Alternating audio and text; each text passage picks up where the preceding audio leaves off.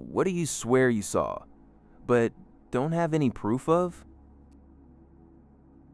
My new husband and I were on our honeymoon and went for a walk in a nature preserve to see some very big trees.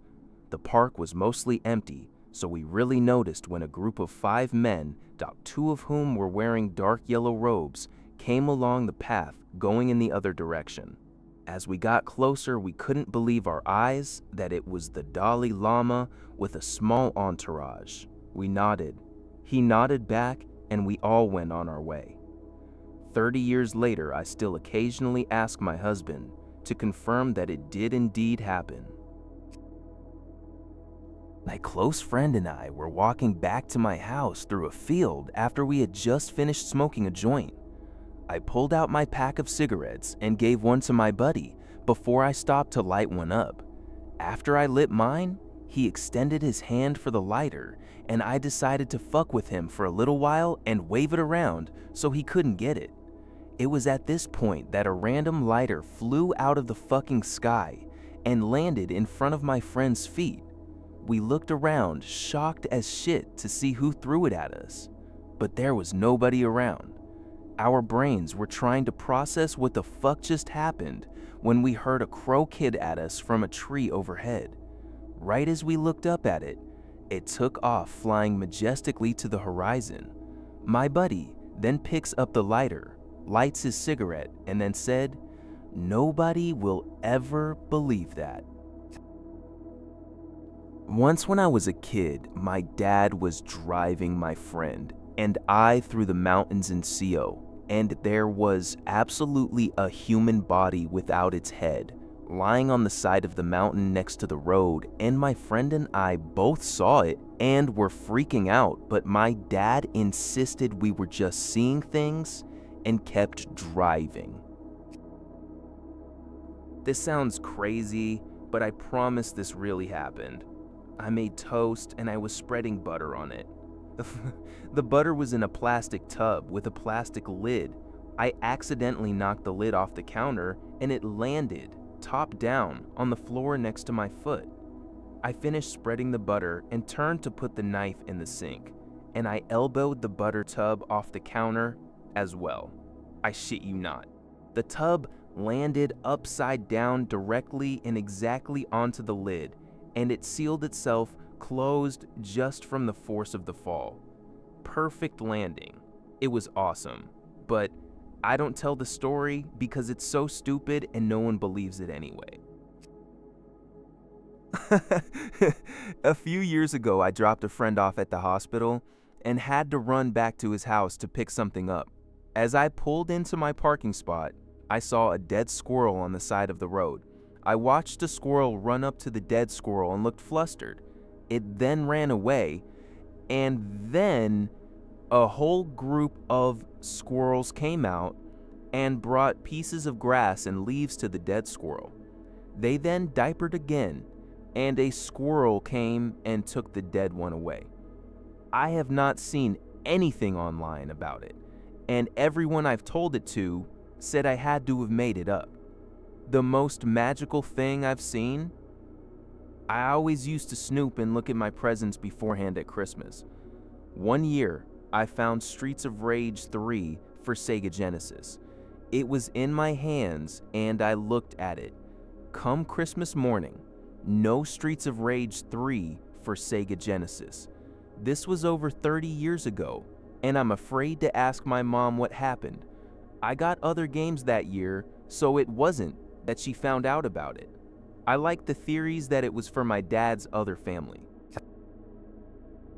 Back in the mid-00s, I went to a rave with my cousin and got mashed on illegal substances.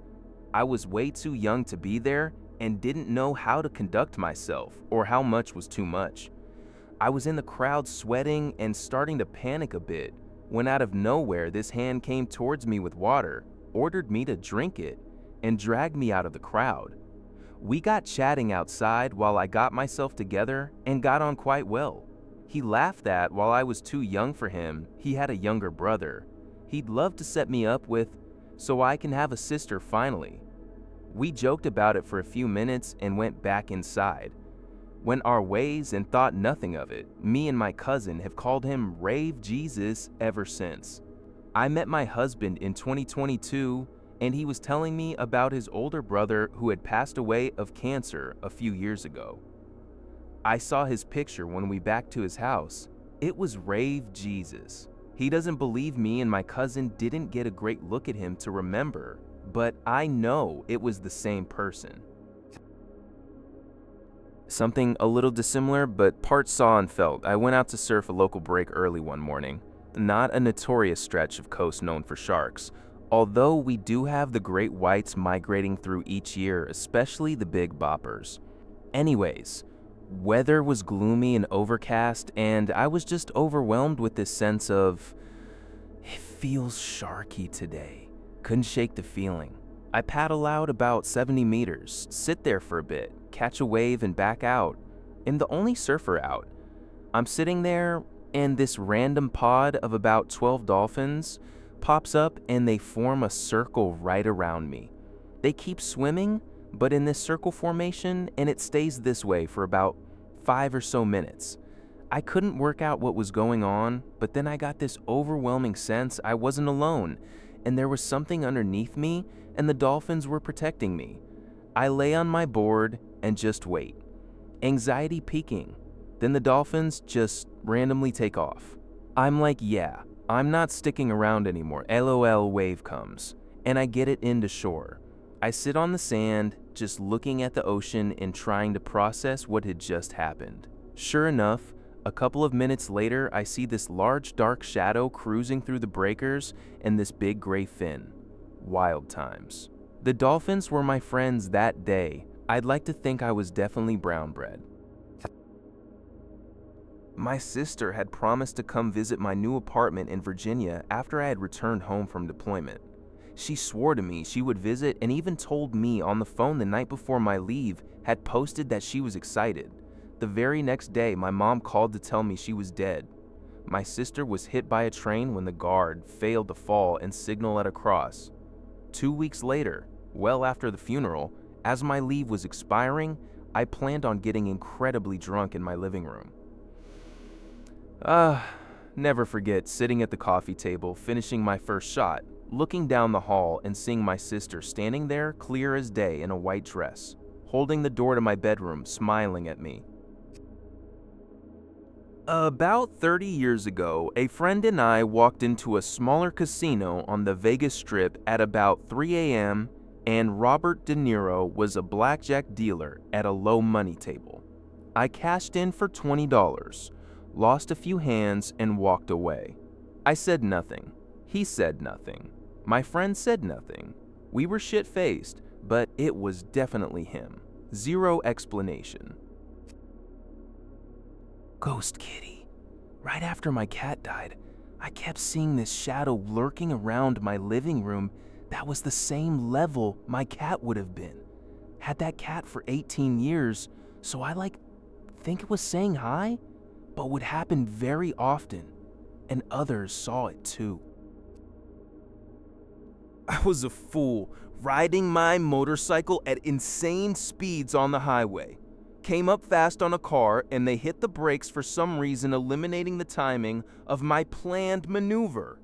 I swerved hard, but I braced for a hard impact. As I looked it down right before I closed my eyes, I saw the front wheel of my bike pass through the rear bumper of this car as if it was a ghost passing through a wall, then rematerialize on the other side. When I didn't feel the impact, I opened my eyes and I was driving straight on an open lane, alive. So, either I imagined it all or I died that night. And this is my afterlife. It sucks, BT. My JF and I once stayed the night in a grand old mansion while her BFF was house sitting. After we were settled into bed in a guest room, but before either of us were asleep. The lights were off, she was in bed, and I got up to use the toilet in the ensuite bathroom. I shut off the bathroom lights, and I came out into the darkened bedroom. Coming back into the bedroom, in the moonlight I saw the silhouette of a feminine figure with hair, not unlike my GF, standing at the end of the bed. I asked Babe, What's up? Thinking my GF was out of bed, perhaps looking for something. From the bed, distinctly not from where the silhouette was standing, I heard my GF sleepily ask, "What?" I immediately turned on the light switch next to the bathroom door, and my GF was still tucked into bed, and the figure at the end of the bed was gone. I got into a bad rollover accident.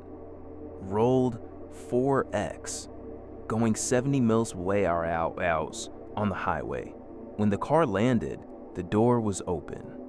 All the windows and wheels blown out, my hand still gripping the steering wheel, but with little shards of glass sticking out all over. I unbuckled my seat belt and stepped out of the vehicle. A man was running towards me saying, "Lay down."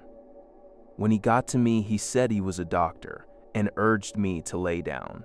There were a bunch of blankets in my vehicle, and he pulled out some and laid them on the ground and told me to lay down. He told me the ambulance would be here soon. He told me to stay calm, and he was glad I was safe. He thought I was a goner. He gave me my phone and told me to call me mom.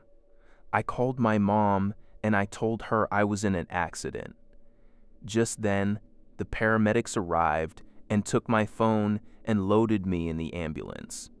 They ran a ton of tests when I was in the hospital, and a cop came in to talk to me after.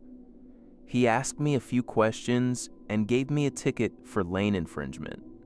I asked the cop about the guy who helped me, if he was still there.